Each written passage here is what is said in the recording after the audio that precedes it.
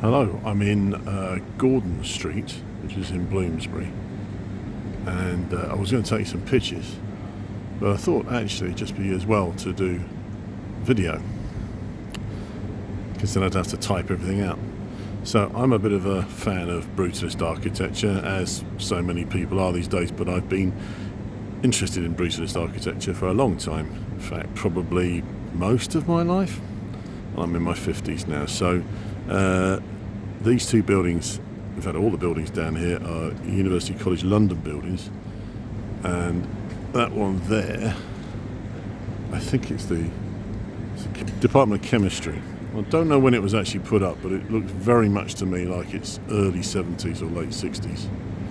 But it is a real triumph for brutalism, because it's all concrete on the front, and I assume a lot of that space is probably a lecture theatre.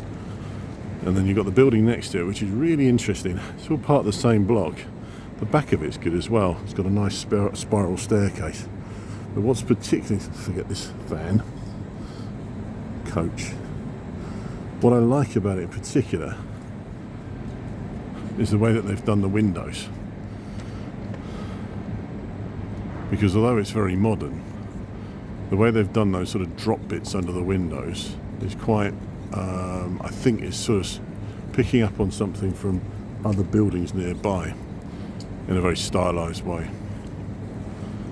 But you also got windows, you've got no openings to them, so it's all sealed up.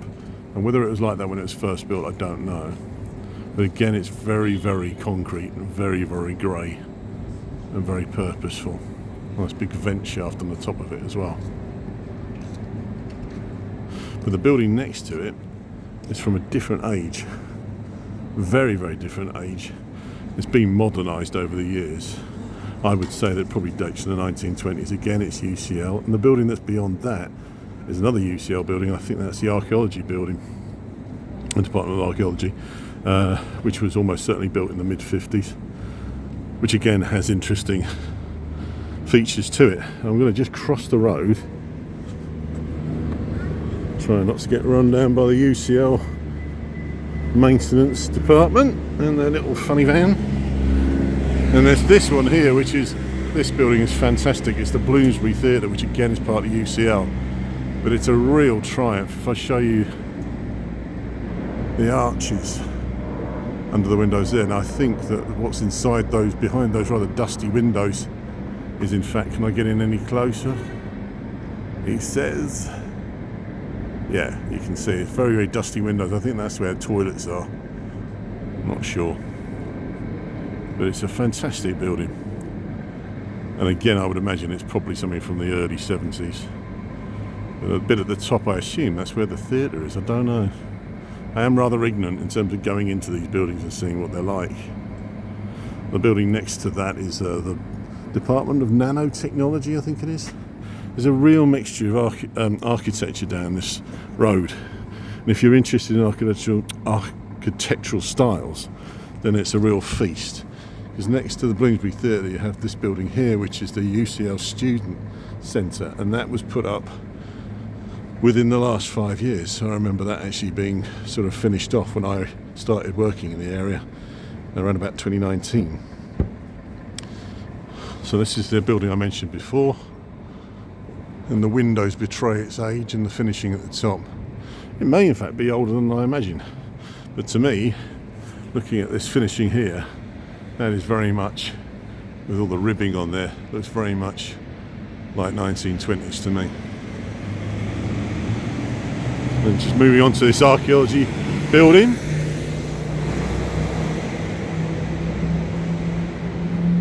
That's Gordon Square, the park, which is basically run by the University of London, I think.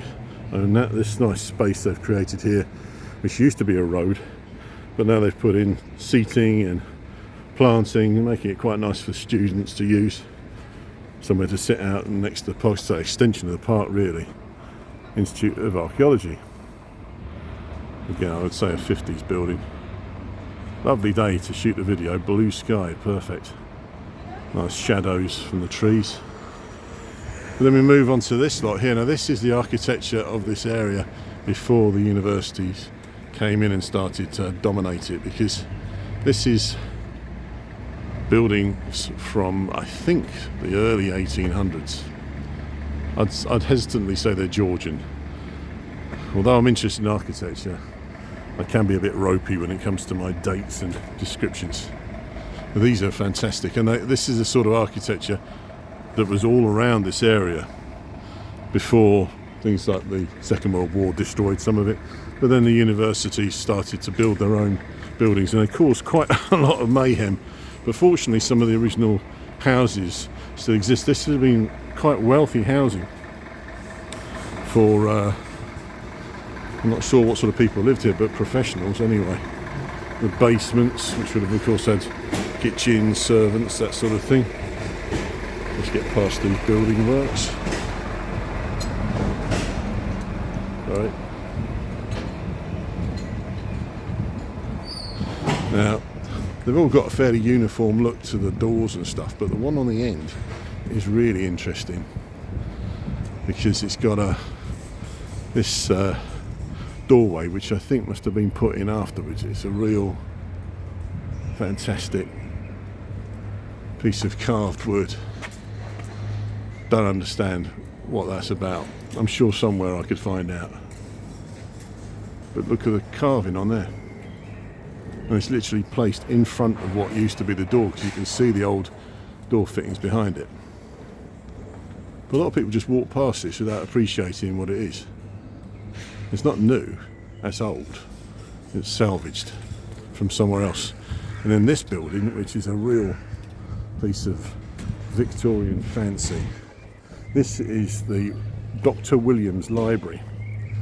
So you might be asking who Dr. Williams is. Well, he's obviously a learned chap who needed a library. I know that's a rather basic and ignorant way of saying it, but it's a real piece of fancy. I've been inside this building because the original occupants have moved out now. I think just down to Coston. I think it's been sold to University College London, like so much of the stuff down here. I don't know what they're going to use it for, but it's got some very grand spaces inside. A lovely hallway. It's like something out of Harry Potter. I know that's an easy reference to make, but it really is. But you have a look at all this. I'm going to get run over. There's the park, by the way, whilst I'm here. But yes,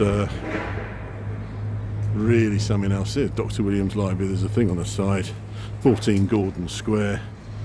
Of course, at some point or other, that's going to be taken down. So, 1890. The Royal Institute of Philosophy and the Dr. Williams Trust is what used to be here.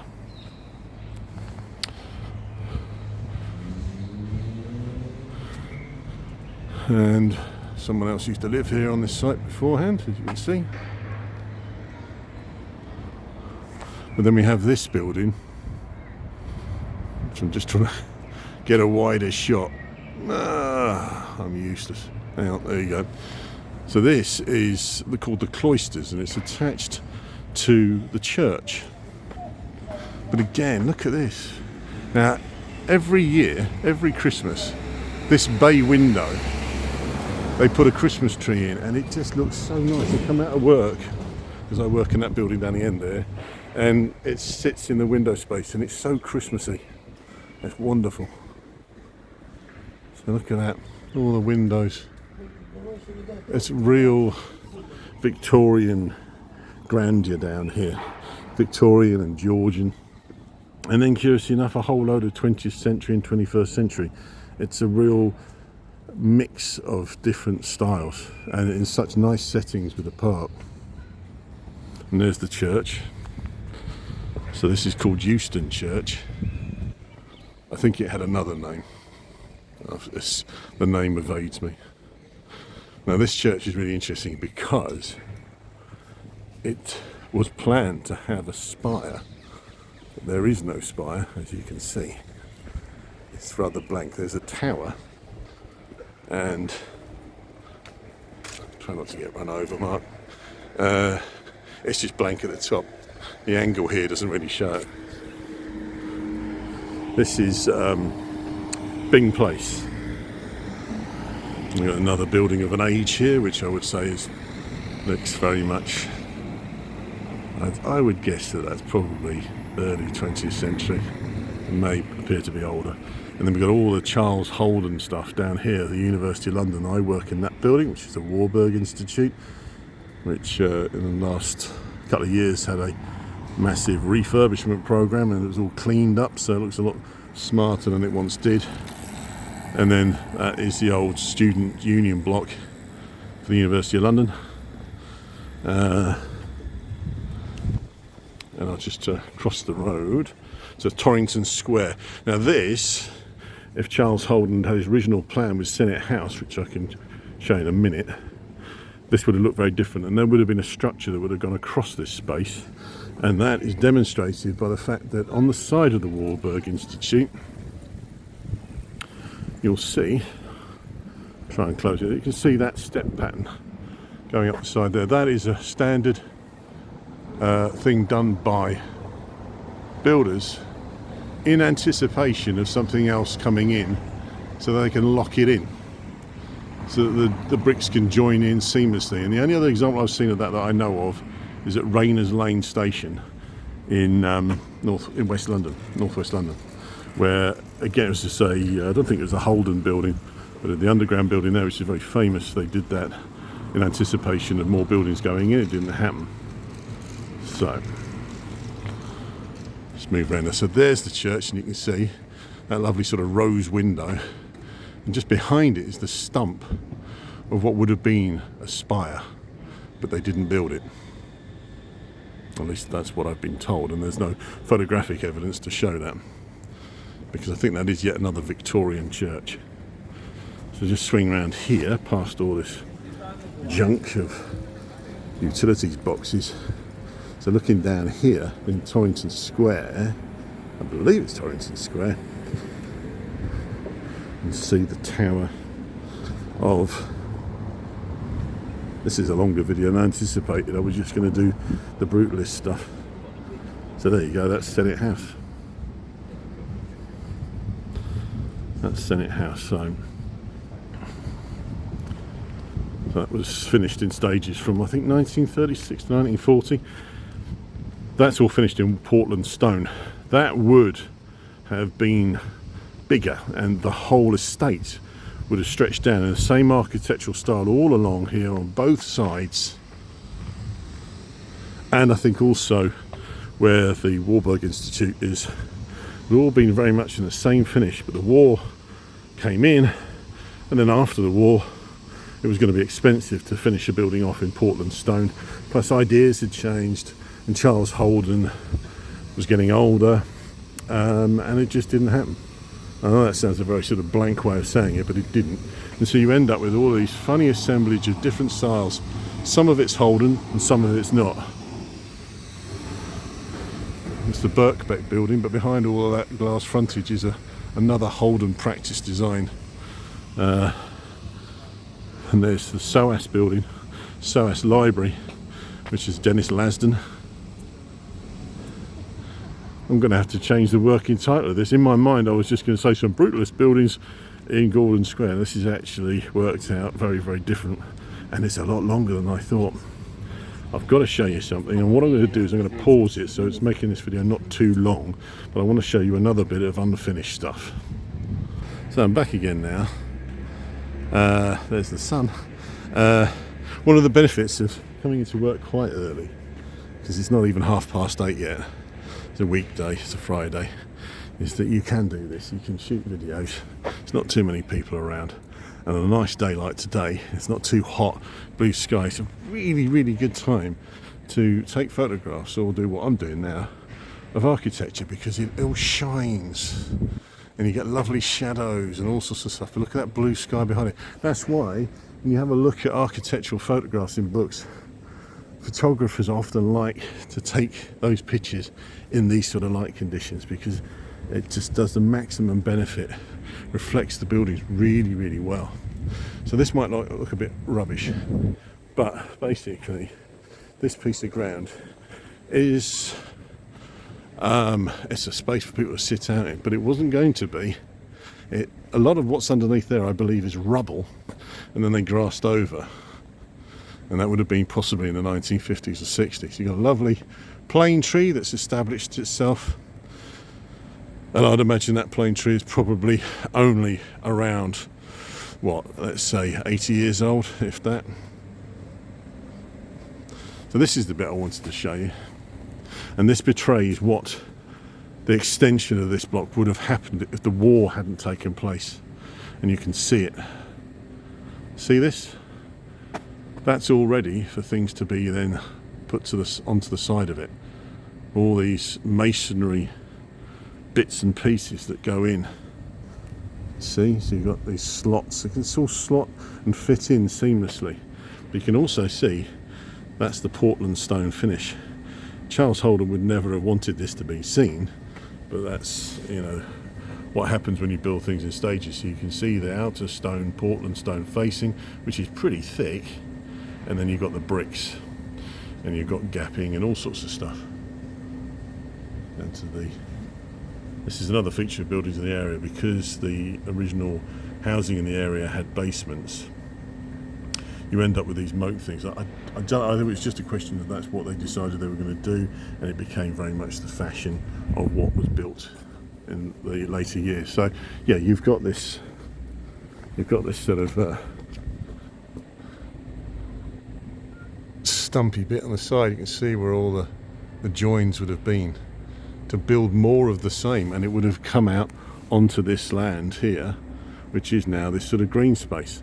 I think there's plans to redevelop this bit, make it a little bit more user friendly perhaps. I think it's all right at the moment, to be honest with you. So let me just show you the back of Senate House. I mean, everybody's seen it, and I'll tell you why everybody's seen it is because it is featured in countless films, big budget films, things like the Batman films. It's appeared in all sorts of things, and often it's the interiors but also the exteriors. So if you look at that, you think, oh, I have seen that before, because it often poses as things like government buildings, foreign architecture, all sorts of stuff. You can see all these windows. There's loads and loads of windows, different styles of windows. So the main tower is actually Senate House Library. Now you see those long windows towards the bottom. If you go from the right, you go one window, the second window, and you see there's a square window above the longer window with a gap in between. That used to be an office I worked in temporarily for about 21 months whilst the Warburg Institute was getting its refurbishment. So I had the pleasure of looking out onto this car park and all the fun of delivery vehicles, etc. coming in. Another building here. I'm doing a lot, aren't I? I'm going to run out of space. This one here, which came in before Senate House, and it was, I think, it was the Institute of Chemistry or something, and it betrays the fact again because of what some of the features on here. You have a sculpture of Joseph Priestley, who was obviously a notable chemist, with the dates of his life on there, and a fantastic door. Look at that. Is that grand or what? So it's just so much in this area. Stuart House is an extension of Senate House. The back looks quite modern, but the front is done like this, so it fitted in to the look of Russell Square and the surrounding buildings. Because see, by the time you get to the late 70s and 80s, people have had enough of all the brutalist stuff, and they want things that are going to look like it should do. So that's all fake, that section there. So that's the front of this building, and it's now used by Birkbeck. This is Russell Square,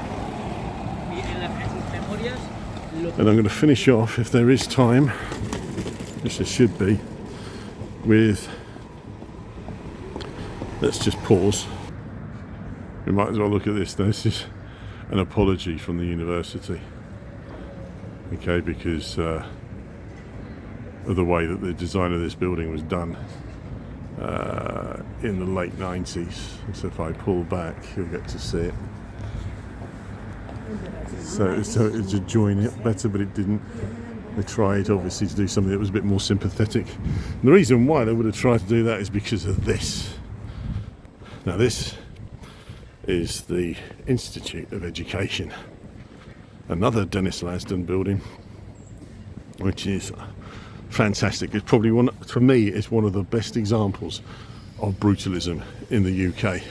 That's a big statement to make, but it is a piece of just sheer magnificence. It doesn't care about its surroundings. It just plonks itself down, as did this building in the mid-70s.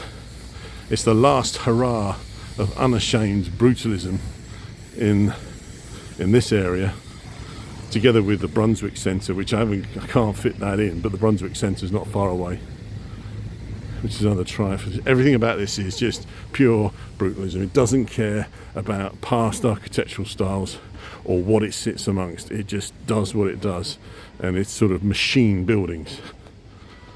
Well, I like it. It's not very well looked after, in my opinion, but that's just my opinion. These huge towers, which have got lift machinery in, water tanks and all that, so very impressive from the other side in Bedford Way. Again, don't have time for that right now, and it'll make the video too long. So I'm going to finish off literally the approach to my workplace from Woburn Square, which is another one of these squares, because all this area is laid out in squares, this sort of Georgian housing, which was for families. I mean, that's what it was like. And so just beyond the SOAS Library, Woburn Square, you've got a small row again of Georgian housing, which managed to escape redevelopment. The end didn't. And then we're getting to